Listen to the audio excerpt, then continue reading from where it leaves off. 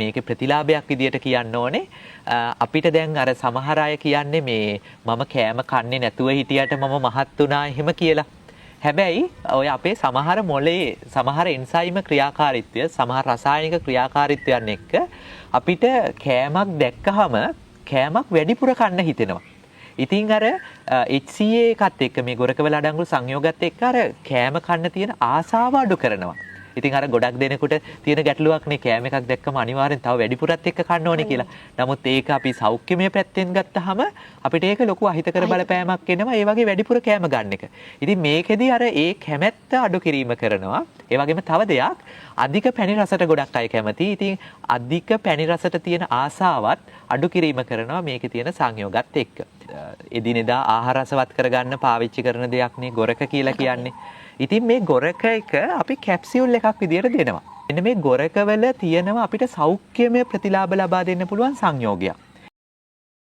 Hydroxy සිට්‍රික් කියන මෙන්න මේ රසායනික ද්‍රව්‍ය ගොරකවල තියෙනවා. ඇමරිකාව වගේ රටවල් වල මෙන්න මේ ගොරකවල මේ සංයෝගය තියෙනවා කියලා බොහෝ සෙයින් එයාලගේ නිෂ්පාදනය සඳහා ලංකාවේ ගොරක පාවිච්චි කරා. නමුත් එයාලා පසු කාලීනව විද්‍යාගාරවල මෙන්න මේ HCA කියන මේ සංයෝගය නිෂ්පාදනය කරන්න ගත්තා. ප්‍රතිඵල ලැබීම සමහර නිෂ්පාදනයක ප්‍රතිඵල ලැබීම අපිට විද්‍යාත්මකව ඔප්පු කරන්න පුළුවන්. අද තාක්ෂණයේ දියුණුවයි. ඉතින් විද්‍යාත්මකව මේක පැහැදිලි කරන්න පුළුවන්. දැන් මම කලින් කිව්ව විදියට මෙන්න මේ HCA කියන මේ අම්ලය ගොරකවල ප්‍රධාන සංඝටකයක් වෙනවා. ඉතින් ඒක දැනට අර ඇමරිකාව වගේ රටවල් වල විද්‍යාගාරවල නිෂ්පාදනය කිරීම කරනවා. ඉතින් මෙන්න මේ HCA එකෙන් ලැබෙන ඒ කියන්නේ අර ගොරකවල ප්‍රතිලාභ ලැබෙන්න ඒ කියන්නේ ගොරකවල ප්‍රතිලාභ කියනවා වගේම තමයි අර ඒකේ අන්තර්ගත වෙන සංයෝගයක් වෙන HCA වල ප්‍රතිලාභ කිව්වහම ශරීරයේ අභ්‍යන්තර ක්‍රියාවලි වේගවත් වෙනකොට අපිට ඒ සඳහා අමතර ශක්තියක් අවශ්‍ය වෙනවා. ඉතින් අන්නේ අමතර ශක්තිය ලබා ගන්න අර තැම්පත් වෙලා තියෙන මේදය දහණය වීම සිද්ධ වෙනවා. එතකොට මේ තැම්පත් වෙලා තියෙන මේදය දහණය වුණාට පස්සේ උදරයේ අඩුවීම, අනවශ්‍ය මේදය කොටස් ඉවත් වීම මේ වගේ දේවල් નિરાයාසයෙන්ම සිද්ධ වෙනවා. ඒක අර අමුතුවෙන් සිද්ධ වෙන්න ඕන දෙයක් නෙමෙයි. මේ සංයෝගය තියෙනවා. ඒකේ ක්‍රියාකාරීත්වයත් එක්ක નિરાයාසයෙන්ම ඒ දේ සිද්ධ වෙනවා. තව දෙයක් කියන්න ඕනේ ප්‍රතිශක්තිකරණය. ඔය මේ ගොරකවල අන්තර්ගත වෙනවා විටමින් C.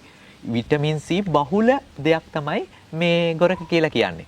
ඉතින් ඒකත් එක්ක අපිට ප්‍රතිශක්තිකරණ පද්ධතියේ ක්‍රියාකාරීත්වයත් වැඩි දියුණු වීම සිද්ධ වෙනවා. ස්වාභාවිකව ලැබුණු කලින් ස්වාභාවික ලැබුණු ඒ වගේ ස්වාභාවික ඖෂධ නැති වෙලා තියෙනවා. ඉතින් ඒකත් එක්ක අපිට එළියෙන් ගන්න සිද්ධ වෙනවා ආහාර අතිරේකයක් විදියට. සමහර ඖෂධ අපිට ඖෂධයක් කිව්වට ඒක දැන් උදාහරණයක් අපි කිව්වේ දැන් ගොරක කියන එක. ඒක දැන් අපිට සාමාන්‍යයෙන් ආහාර වලට එකතු කරගන්නත් පුළුවන්. එහෙම අවස්ථාවක් නැති කෙනෙකුට අර වගේ කැප්සියුල් එකක් වගේ පාවිච්චි කරන්නත් හැකියාව තියෙනවා.